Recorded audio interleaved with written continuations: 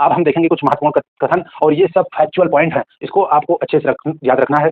मैंने Winston Churchill के 2 कथन बताए थे, एक दुल्हन वाली, तो दुल्हन वाली को तो आपको अच्छे से याद रखना है क्योंकि वो आगे आपके भविष्य में या वर्तमान में अगर आप उस जीवन में, दाम्पत्य जीवन में हैं, तो उसको भी आपको याद रखना है क्योंकि वह आपसे हमेशा रिलेटेड है।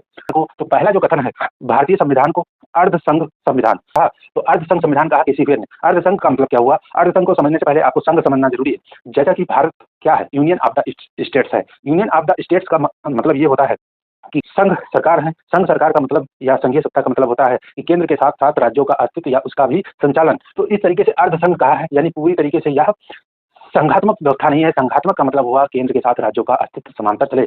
इसमें इंग्लिश में अगर देखें तो यूनियन शब्द भी आता है इसको लेके संघ को, और फेडरल भी आता है। तो फेडरल सिस्टम जो है वो हमारे देश में नहीं है, फेडरल आपका अमेरिका में है, क्योंकि वहाँ पे राज्यों का अस्तित्व के साथ तो चलता है, परंतु वहाँ पे हमेशा जो इंडिविजुअल स्टेट्स हैं वो अपने आप में स्वतंत्र हैं। यानी वह वहाँ पे फेडरल सिस्टम है, वहाँ पे राज्य केंद्र से अलग हो सकते हैं, यानी अलग कानून बना सकते हैं। वहाँ हर स्टेट का अपना अलग सुप्रीम कोर्ट और व्यवस्था जो आपकी न्यायिक हो या विधिक प्रक्रिया, सब अलग अलग व्यवस्था चलती है, उनको अलग होने की पूरी स्वतंत्रता है। जबकि भारत में ऐसा नहीं है। Bharat union of the states है, जिसमें स्वतंत्रता तो है राज्यों को, लेकिन उनको अलग होने की स्वतंत्रता नहीं है। तो संघ का मतलब हुआ केंद्र के साथ राज्यों का अस्तित्व चलता रहे निरंतर।